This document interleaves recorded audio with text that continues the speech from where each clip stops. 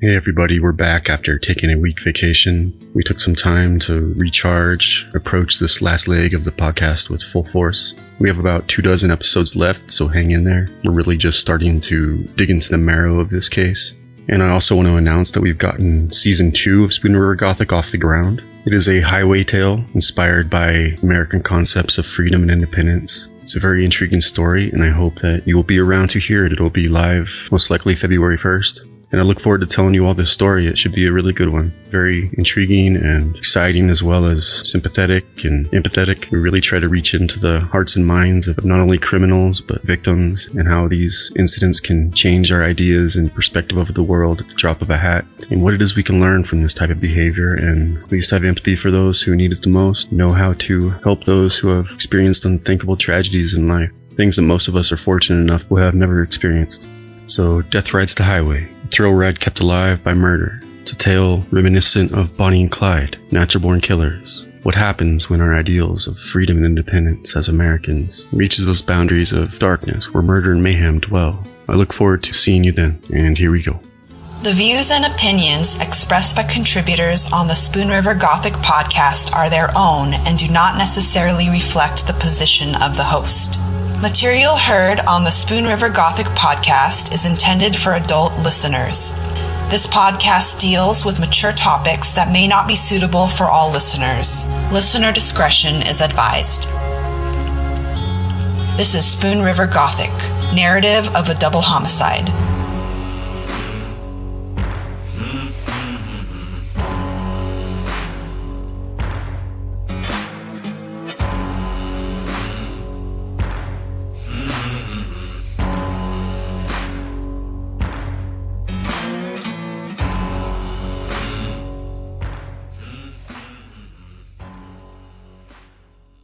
Chapter 40, Tight-Lipped and Tenacious.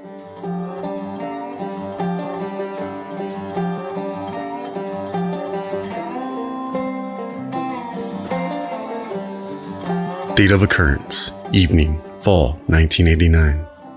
Weather conditions, warm. Location of incident, Canton Lake area. Type of premise, rural. Object of attack, acquaintance. The exact location of the offense at the time of incident, in the car or on the ground. Describe means, hands. How used, grab. Spontaneous remarks at scene of the incident. I wanted you to know Donnie's past. Name of victim, Connie K. Wheeler. Narrative.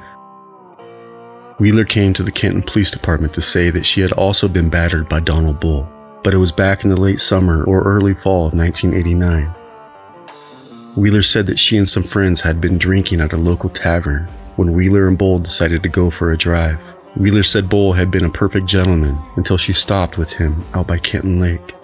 Wheeler said Bull asked her to stop so he could use the bathroom. Wheeler said Bull came around to the driver's side as she sat in the car, following 4 lines of redacted statements blacked out with thick Sharpie. Wheeler said nothing happened, that Bull did not succeed in his attempt, and that they came back to Canton. Wheeler said the Bull grabbed the back of her neck and squeezed real hard, trying to get Wheeler to get out of town again, but she refused. Wheeler said she took Bull back to his vehicle and never saw him again. Wheeler wanted a report to help show that Bull had a past history of abusing women. Wheeler said a message could be left on the answering machine. She works the day shift and all the overtime she can, and she would return the call.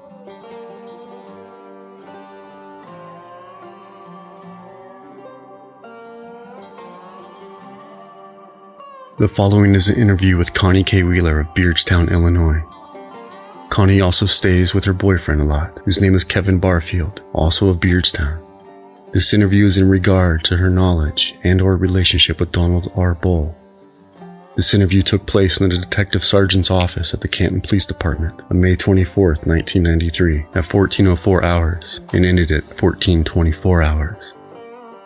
Present with me was Ken Kedzer of the Illinois State Police, Department of Criminal Investigation. Employment: Connie Wheeler works at Excel Meat Packaging Plant, Tuesday through Saturday, from 06:30 hours to 14:30 hours. Connie stated that she first met Donald Bull, hereafter referred to as Bull, at a tavern in Canton called the Suburban at 725 West Locust Street. Connie was leaving with a couple of friends of hers named Tanya and Kurt Huff, whom she was with at the Suburban that night. This was sometime in the summer of 1989. Bull had been introduced to Connie, Kurt, and Tanya by a friend, and Bull ended up staying at their table.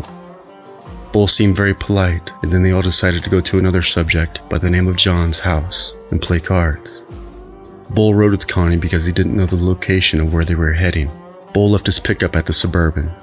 The group played cards and drank beer until around 0200 hours, at which time Connie decided to leave.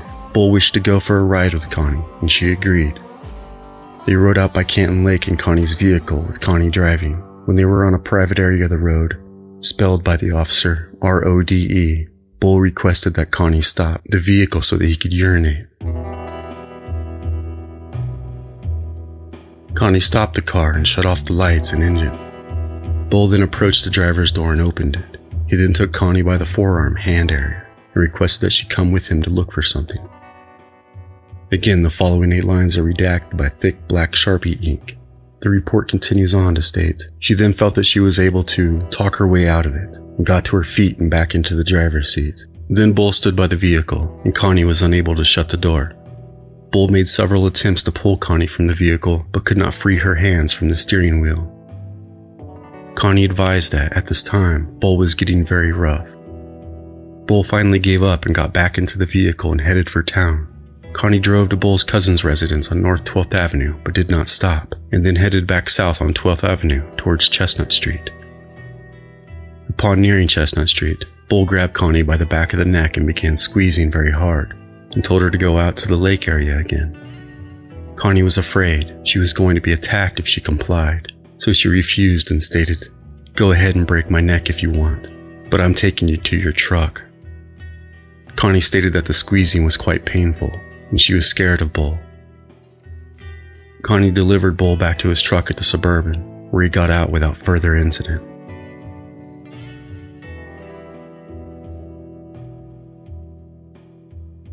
Connie stated that her neck was sore for a couple hours afterward. Connie also told her roommates not to tell Bull where she lived, and Connie did not go out to any local taverns for a long time. This was due to the dislike she had toward Bull.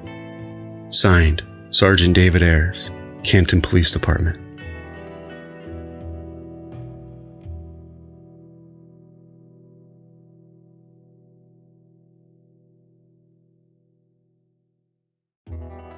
Forgiveness is not only the way we deal with unforgiveness, as other methods may include retaliation or exacting revenge. Unforgiveness is a delayed response to a transgressor, which has both acute and chronic components. Fear or concern for one's safety may be immediate concerns, while a sense of injustice may develop in the long term. This sense of injustice often stems from a dichotomy between how the victim would prefer the transgression be redressed, their subjective view of appropriate redress and compensation, and how it actually is resolved. Some professionals may contend that only those prone to angry rumination will likely experience the more chronic aspects of unforgiveness, possibly because this would excite their growing sense of injustice. This is defined as a self-orientation that leads one to view situations from a self-serving point of view, in contrast to another oriented perspective. Research suggests that unforgiveness may involve a diminished ability to see events from another person's perspective, such as the transgressor, pointing out that many researchers define forgiveness as the antithesis of unforgiveness. So in order to examine the nature of unforgiveness in the literature, one must look beyond the scant material that examines unforgiveness explicitly and establish which negative responses are reduced by the act of forgiving. Several models of forgiveness understand it to involve a reduction in feelings of fear and anger, often coupled with a decrease in other adverse responses to the transgressor, such as blaming, feelings of betrayal, or a desire to seek revenge. A range of transgressions may elicit many diverse reactions from different individuals. So there is a wide selection of potential flavors of unforgiveness, as may be the case with Connie's disposition. In particular, one must consider whether traumatic stress is a feature of unforgiveness. PTSD is a diagnosable mental disorder and it would seem that to include it as a component of unforgiveness defies the construct as a pathological response. In the case of victims of crime, this assumption may initially seem prerogative, in other words, to have an agenda. Though, according to prior descriptors, this is understandable.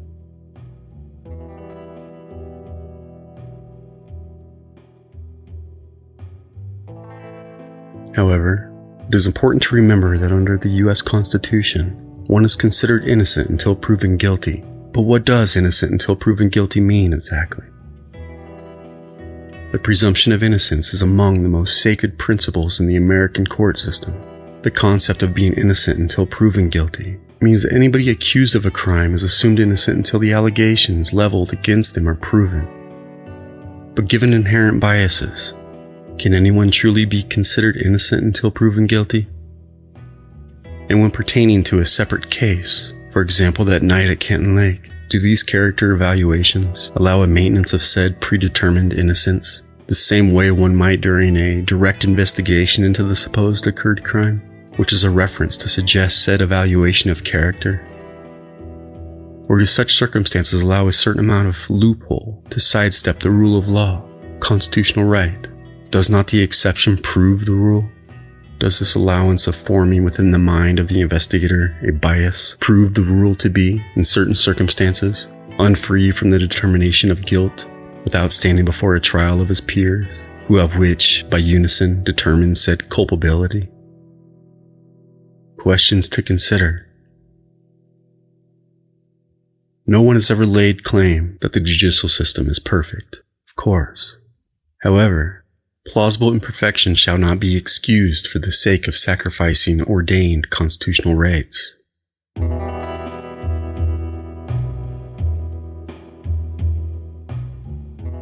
On the other hand, we are all human, investigators none the lesser.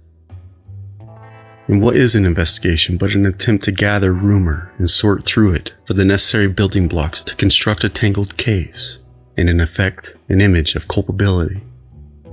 That said, it is the responsibility of you, ladies and gentlemen of the jury, to as well sort through the jumble of subjectivity and refine the facts in as objective of a form as humanly possible in order to restructure the original investigation in a way that might more clearly define what had actually occurred back in those early years of the 1990s. It is your duty as jury to assess these matters in a way that leads not to a predetermined outcome, but to a destination, in whichever way the facts and answers to questions asked may lead, human tendency aside. The exception proves the rule is a phrase that arises from ignorance, though common to good writers. The original word was previous, which did not mean proves, but tests. In this sense, the phrase does not mean that an exception demonstrates a rule to be true or to exist, but that it tests the rule, thereby proving its value. And there is little evidence of the phrase used in this second way. Nonetheless, is the concept of innocent until proven guilty achievable in modern life? Some believe it is doubtful, questioning if justice truly is capable of not peeking out from behind that blind.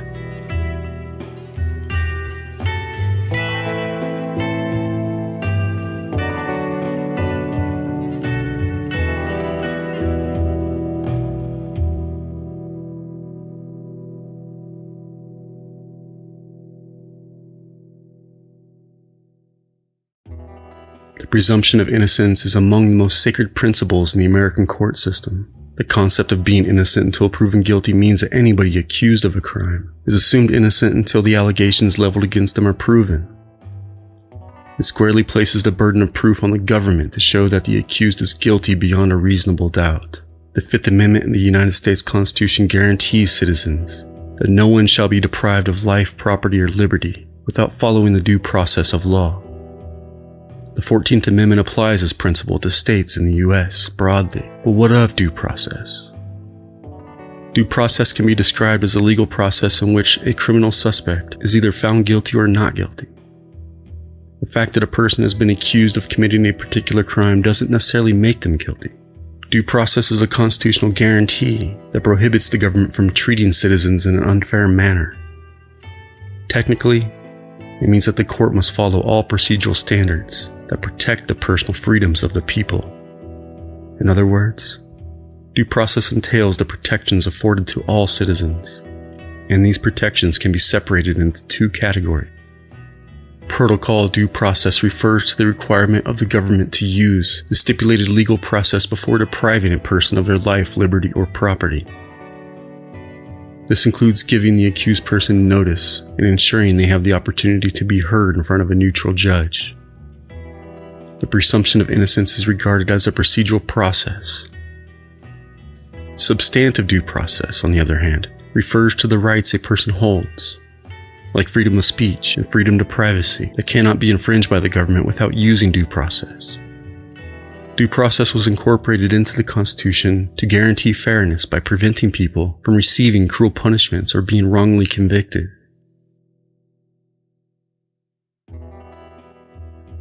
Besides requiring the government to prove your guilt beyond a reasonable doubt, the presumption of innocence offers various protections that include the Fifth Amendment right against self-incrimination, Fifth Amendment right to remain silent, Sixth Amendment right to a lawyer, Eighth Amendment prohibition against excessive bail, and lastly, the right to not be unjustly detained. But what of the burden of proof? The burden of proof is a legal requirement for determining which party must prove their case is correct. Innocent until proven guilty implies that the prosecution is the party that bears the burden of proof. Prosecution has to present affirmative evidence showing the court that the defendant is guilty of the crime they are being accused of to warrant a conviction. In a criminal case, the prosecution has a duty to prove guilty beyond a reasonable doubt. But what of the challenges with upholding the concept of innocent until proven guilty? All accused persons are innocent before the law until proven guilty, as I've stated multiple times. Sometimes it's easy to condemn another person without establishing the facts about the allegations. This is why the idea of innocent until proven guilty is entrenched in our Constitution. There are many instances where people are charged and sentenced for mistakes or crimes they didn't commit. While the concept appears good on paper, it's not as easy to practice the concept that someone is innocent until they are proven guilty, as many people rush to judge a defendant without interrogating the facts related to the case.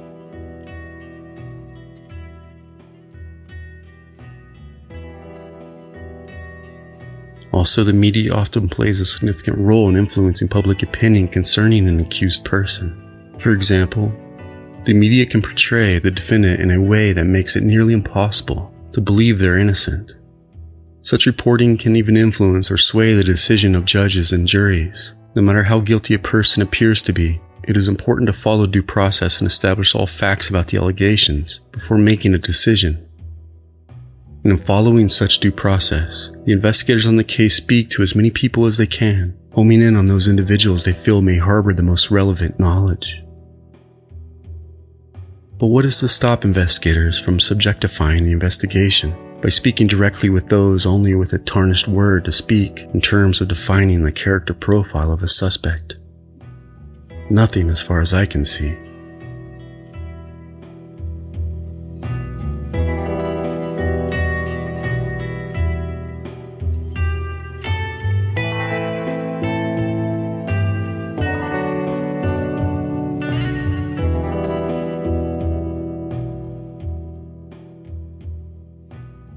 And with Special Agent Kenneth Kedzer, a great investigator no doubt, spoke with Rochelle Hillmeyer once again on March 31st, 1993, had he nonetheless been guided by an unconscious bias, regardless if he honestly sought where the crumb trail might lead, as he arrived at her door on South 2nd Avenue, on the south end of South Park, just a couple odd blocks and across a set of rusty tracks to the south from the home where the charred remains of Donna and her daughter Justine had been found in the burnt-down apartment on that frigid morning of January the 13th, 1993.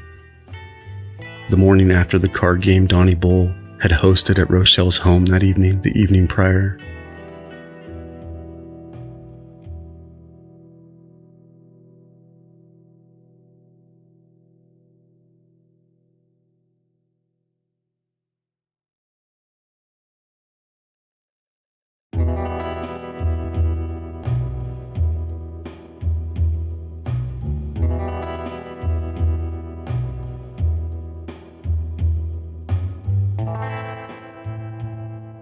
Donnie's girlfriend at the time, Rochelle, told the agent that she had first become associated with Donnie in October of '92, repeating much of the supposed facts already gathered.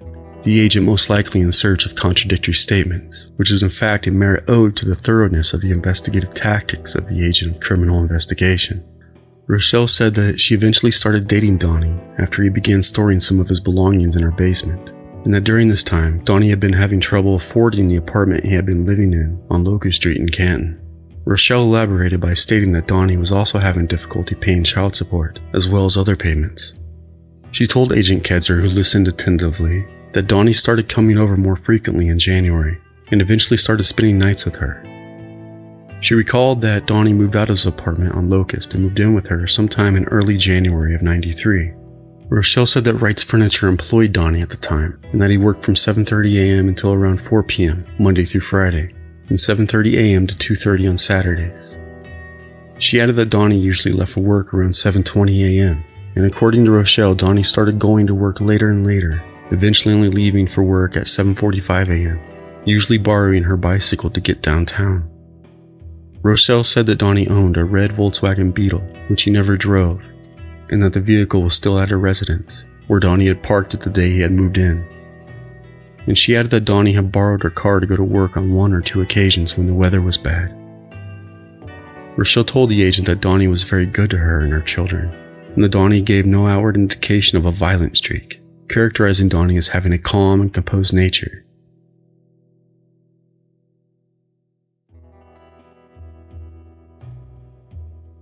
She did mention, however, that Donnie could become rowdy if he were drinking, especially in recent months, as he had begun to drink more and more. She said that on one occasion Donnie would say he was leaving to go get cigarettes, but would end up drinking at a bar. Rochelle said that Donnie would often take shots of hard liquor, and was also drinking more significant quantities of alcohol at home. He was often staying out too late at night and having trouble getting up to go to work the following day. She recalled that Donnie sometimes displayed memory problems after drinking a great deal, as he would often black out. Agent Kedzer then asked Rochelle about her sex life with Donnie, and she stated that she and Donnie never had much of one together during their cohabitation. She blamed this problem on Donnie, and she elaborated by saying that Donnie did not have a strong sex drive. According to her, this problem was essentially evident within the last 2 months, and Donnie would only become affectionate or interested in sex at all if he were essentially drunk. She said that Donnie otherwise showed little to no interest in sexual activities, even if she was the aggressor. Rochelle claimed that she did not characterize sex with Donnie as being rough, noting that it was never kinky or anything like that. And she further stated that Donnie showed more affection toward her granddaughter and the family cat than he did toward her. Rochelle said that during their period living together, Donnie never contributed any money or helped out in any way by paying bills or any other expenses, but that this did not really bother her as she was aware Donnie was not making good money at his job. However, when asked, she said she did not know exactly what Donnie's wages were, but that she did not think he made much more than minimum wage. She told Agent Kedzer that she knew Donnie was indeed familiar with Donna Tompkins, and elaborated by advising that she was aware that Donnie had sold Donna a couch, but she was unsure if Donna knew any other employees at Wright's Furniture in Canton when asked. But Rochelle did recall, however, that Donnie had spoken with police about his selling the couch to Donna, and that police had spoken with him after the fire. She said that Donnie told her the police were interested in the sale of the couch and the transfer of the key and money for the sofa. She said that Donnie told her he left the key in the mailbox of Donna's apartment after the delivery, and that no, she did not believe Donnie had known Donna for very long at all before her death. Rochelle mentioned that Donnie had told her that Donna telephoned Wright's Furniture for him before her death, and he also said to her that he was not at the store when she called. But when asked, she stated that she had no idea why Donna might have been trying to get a hold of Donnie at the store.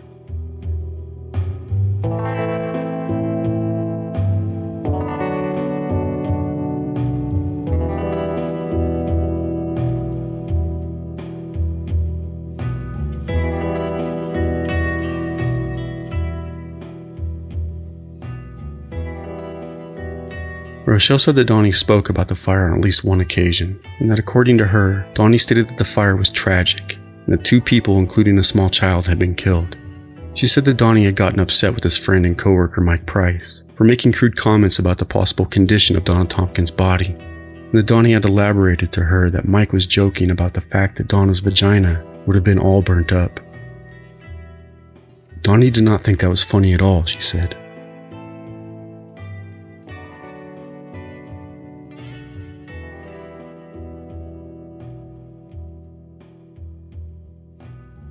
Rochelle then told Agent Kedzer that she was unaware if Donnie ever received payment from Donna for the couch, and stated that she knew Donnie had a problem with people owing him money.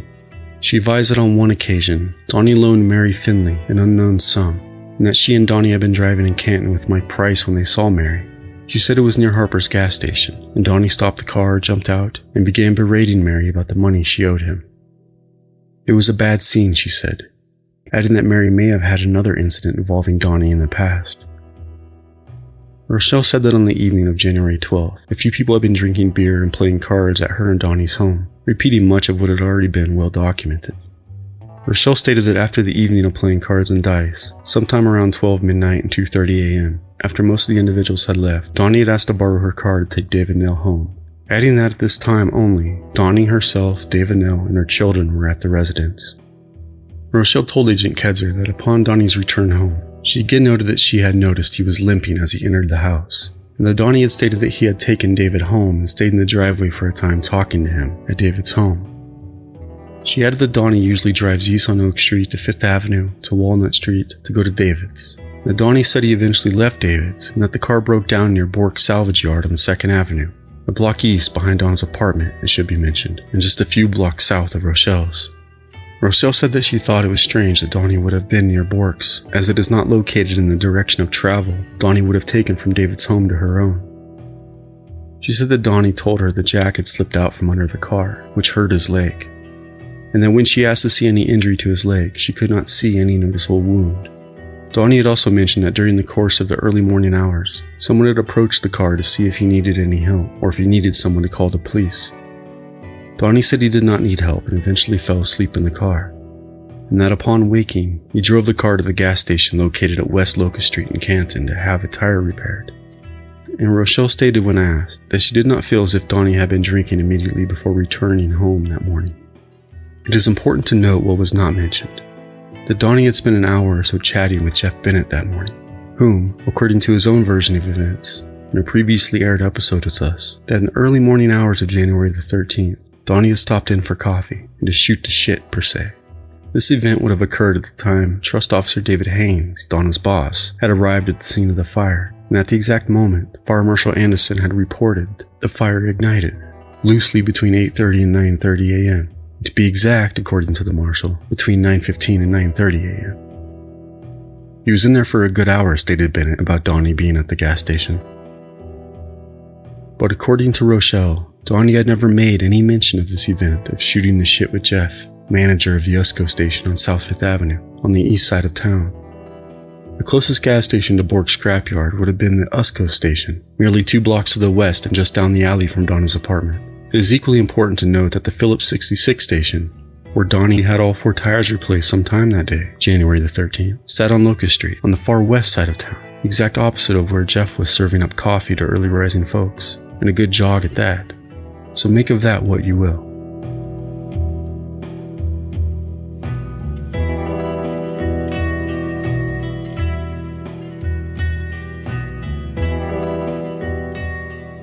Rochelle went on to state that Donnie showed her a supposed injured leg in the bathroom of her home, and that he also showed her some red spots on his jacket that morning, stating he had gotten blood on his coat changing the tire. Donnie subsequently told Rochelle that it might actually be transmission fluid instead of blood, and after she had inspected Donnie's leg, he removed his jacket and immediately dropped it in the washing machine. Rochelle further recalled that Donnie had washed the same coat several times since that morning. She advised that this jacket was the same one he wore when the Fulton County Sheriff's Department arrested him.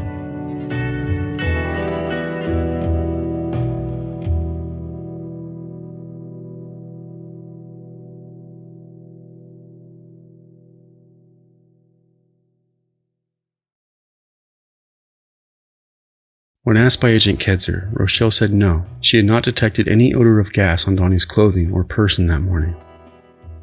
And it should also be noted that during a conversation with me, Rochelle mentioned that Donnie arrived home with wet hair, like he had been cleanly bathed, a sink shower in the least. However, these comments were never made to any investigator. She further advised that she had noticed no cuts on his hands, neck, or face that morning, and she recalled that Donnie kept limping until sometime the following day. She then stated that Donnie had mentioned to her that he had seen smoke and that he thought there was a fire somewhere down the street from the home they shared. Rochelle recalled that shortly after Donnie made this statement, they had heard sirens and other emergency vehicle traffic in the neighborhood. Rochelle said that Donnie did not go to work that morning, and then after throwing the jacket in the machine, he returned to the bedroom to sleep for a while. And when asked, she described the jacket as being a winter coat with a hood, elastic waist, black, made of shirt cloth type material. Rochelle further elaborated that the jacket zipped up the front.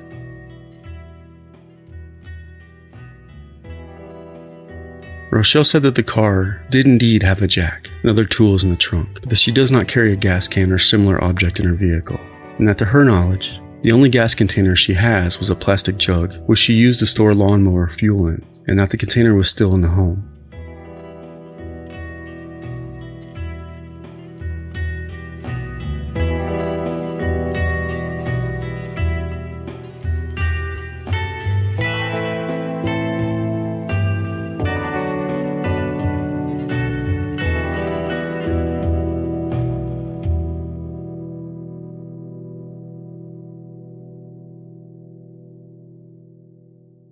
Rochelle told Agent Kedzer that on St. Patrick's Day, March 17, 1993, Donnie was involved in a hit-and-run accident at Harper's gas station in Canton, and that upon Donnie arriving home, she had noticed a dent in her car. But Donnie stated that the vehicle had gotten a flat tire, and the jack slipped out while he attempted to change the tire, stating that this was what caused the damage to the car. Rochelle told the agent that it wasn't until later that she eventually confronted Donnie with the tire-changing story, and that Donnie admitted the truth, and that she did not know whether to believe Donnie or not about any stories concerning changing tires. Rochelle subsequently produced a gold ring with yellow and amber stones, which she said had belonged to Donnie. She noted that Donnie had shown her the ring about 2 months ago, further stating that she first saw the ring in his possession sometime after the Tompkins fire. And when asked, Rochelle said Donnie never told her where he had obtained the ring, only that he might try to sell it to make some money. Special Agent Kedzer completed the evidence inventory and receipt for the ring and provided Rochelle with a copy, and the interview concluded.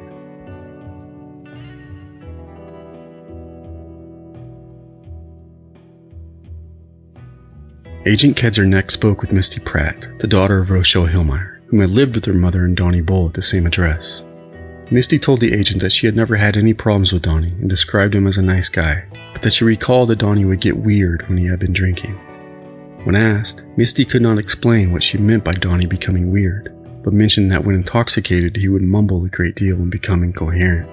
Misty remembered that Donnie and David Nell had been drinking at the home on one occasion. According to her, Donnie and David had been listening to music from a portable radio in the kitchen, and that it had been playing extremely loud. When she attempted to turn down the volume, Donnie grabbed her on the left forearm above the wrist and continued to squeeze in an incredibly strong grip. Misty said that it felt as if Donnie intended to hurt her, until David eventually told Donnie to let her go, which Donnie did. Misty then recalled that there had been a party at the home the evening before the Tompkins fire, but she failed to remember any specific individuals who may or may not have been there that evening. Misty said that she was at home on the morning of January the 13th, stating that she was present when Donnie returned home around 8:30 or 9 a.m. with the car. She said that her grandmother had been there before Donnie's arrival, but had taken one of her sisters to school and was not present when Donnie arrived. Misty said that her mother, Rochelle, had been somewhat upset with Donnie as he had not yet returned with her car or come home at all that evening after taking David Nell home. She recalled that when David arrived and entered the house, Donnie mentioned something about a place being on fire down the street, and that a short time later they heard sirens. Misty relayed that upon entering the home, Donnie and her mother went into the bedroom, and that soon after Donnie exited the room with his coat in his hands, which he placed in the washing machine. She also recalled that Donnie stated something to the effect that his jacket had some transmission fluid on it, and that he then returned to the bedroom. Misty could not remember Donnie ever talking about Donna Tompkins when asked, before or after the fire, but that, however, she did remember Donnie joking about the fact that the FBI had talked to him about the death of her and her daughter. Misty mentioned that a conversation with one of her sister's boyfriends referred to the fire, stating that Bryle Clear had been dating her sister Jennifer. According to Bryle, Donnie had confessed to him that he had killed Donna and her 3-year-old, and that he had told her this in late January or early February, but that she did not know whether to believe Bryle or not, and that perhaps Donnie had only been trying to scare Bryle. And Misty said, when asked by Agent Chelseah, that Donnie had given her mother a necklace as a Christmas gift, and that she recalled Donnie giving it to her mother around 2 days before Christmas.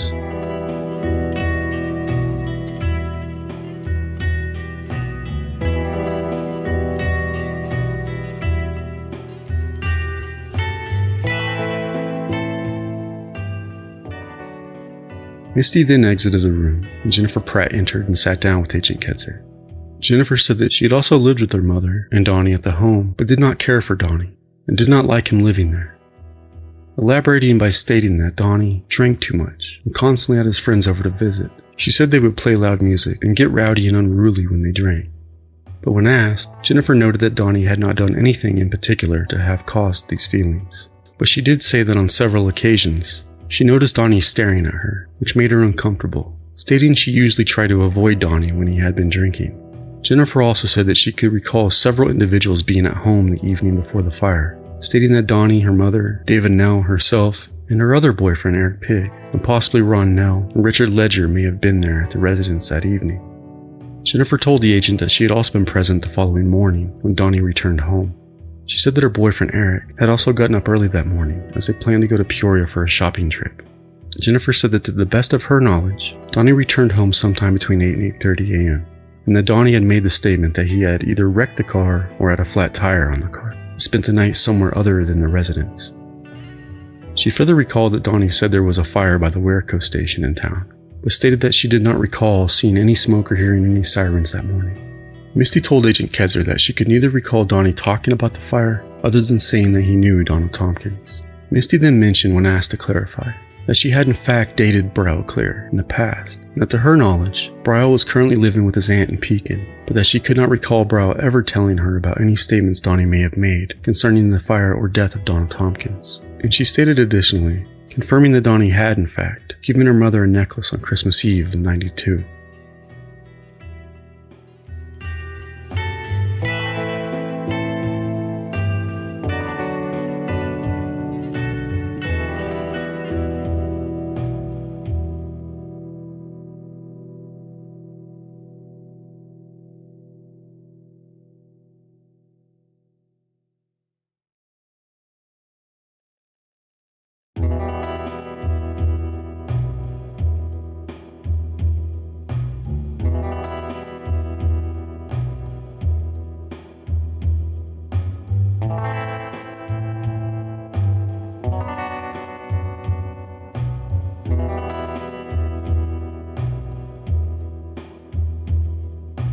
A day later, Special Agent Chelseah traveled to Pekin, Illinois, to speak with Brial Clear at his aunt's home.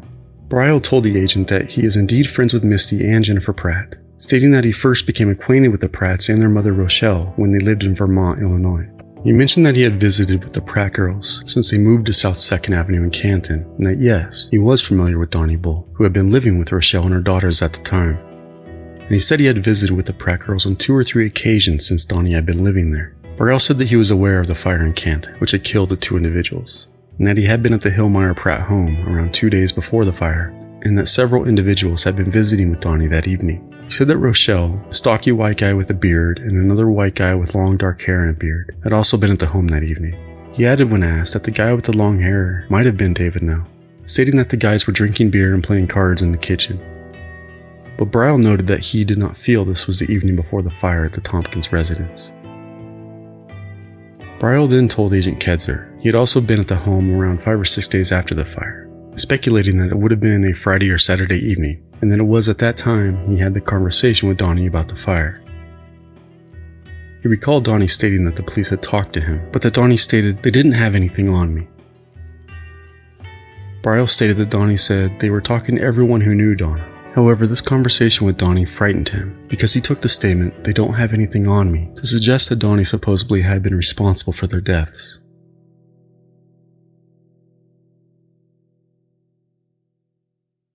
He then advised that that was the last time he was at the home because he was, quote, scared shitless of Donnie.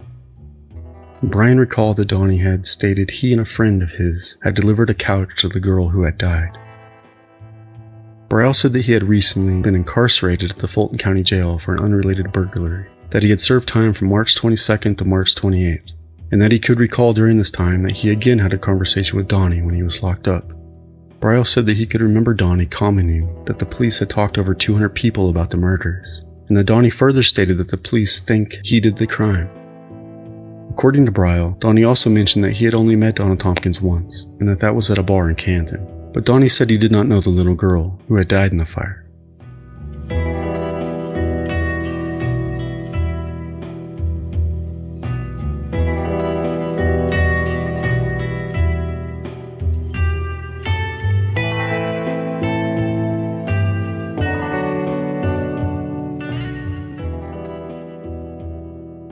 Special Agent Kedzer made his way back to the Canton Police Department to speak with Eric Pigg, the now ex-boyfriend of Jennifer Pratt. He mentioned that he had been dating Jennifer during the time in which Jennifer, her mother, and Rochelle were living with Donnie on South 2nd Avenue. Eric said that to his knowledge, Donnie was a decent guy, but that Donnie would get a bit unusual when he had been drinking a lot. He elaborated by stating that Donnie would mumble and ramble on about obscure subjects, and he could barely understand what he was saying. And Eric said, to his knowledge, Rochelle and the Pratt girls had no problems with Donnie, other than the incident in which Donnie had allegedly grabbed Misty by the arm because she wanted to turn down the radio. Eric added that he was not present, but had heard it from Jennifer. Eric then told the agent that he was in fact present at the Hillmeyer Pratt home the evening before the Tompkins fire, stating that some friends of Donnie's were there as well, drinking beer and playing cards in the kitchen. He said that a friend of Donnie named Dave was also there, and that there could have been others, in and out, as he had stayed the night there with Jennifer. Eric said that when he went to bed, he thought that Dave and Donnie had left together, but stated that he could not recall exactly when he had went to bed or when Dave and Donnie would have left. Eric advised the agent that he got up early the following day to go shopping with Jennifer in Peoria, stating that he recalled Rochelle complaining that Donnie had not brought her car home yet. He said that Donnie still had not returned home when he got up that morning to get ready, but he could not recall when asked if Donnie had arrived home before he and Jennifer left for Peoria or not. However, Eric stated they traveled northbound on 2nd Avenue, which I might add, given the incredibly icy road conditions, would have been a horrible day to travel the 45 miles to Peoria on country highways, that they had observed fire trucks at the Tompkins residence. He also added that he and Jennifer returned from Peoria around 1 or 2 p.m., and that at that time, Donnie had told him he knew the woman that had been killed in the fire. Eric said that Donnie stated he and a friend had delivered a couch to the apartment, and that Donnie said he had a friend who had once dated Donna Tompkins, who had met Donna at the Elks Club in Canton. Eric also told the agent that he had been at the home on one occasion since that day, stating that he could not recall when these visits precisely may have occurred, and neither could he remember a conversation with Donnie in which he seemed interested in the investigation of the fire or the deaths. However, he did cite another occasion which Donnie stated he was questioned by the feds.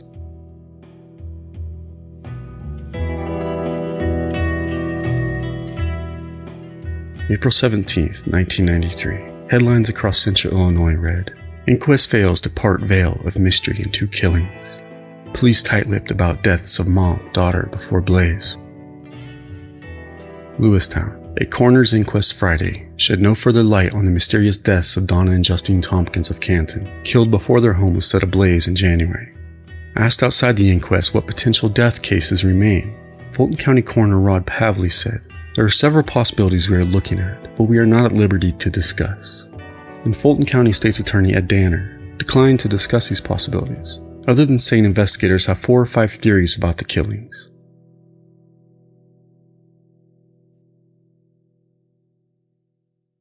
Ladies and gentlemen, I leave you with a quote by a great German mathematician.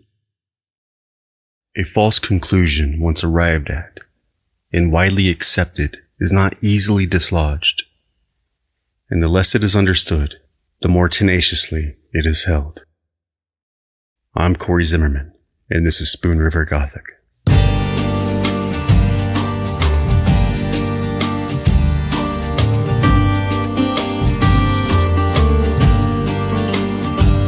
He was born by the roadside in a broken down carriage, came into life on the run, found on the doorstep of a nearby orphanage. No one saw, no one saw.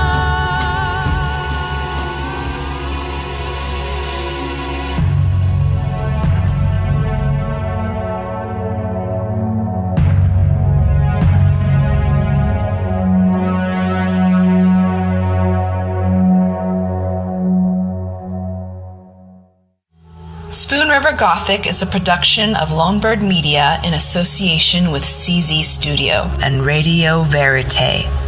The show is produced by August Olsen, editing, directing, and producing by Cory Zimmerman, audio mastering and engineering by E. Mastered.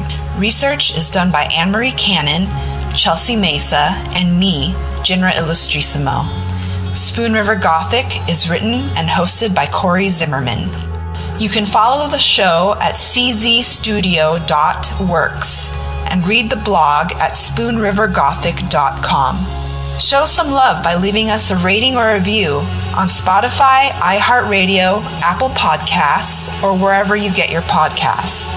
And stay tuned for the next episode as we dive deeper into the Donald Bull case. Thank you for listening. This is Spoon River Gothic, narrative of a double homicide.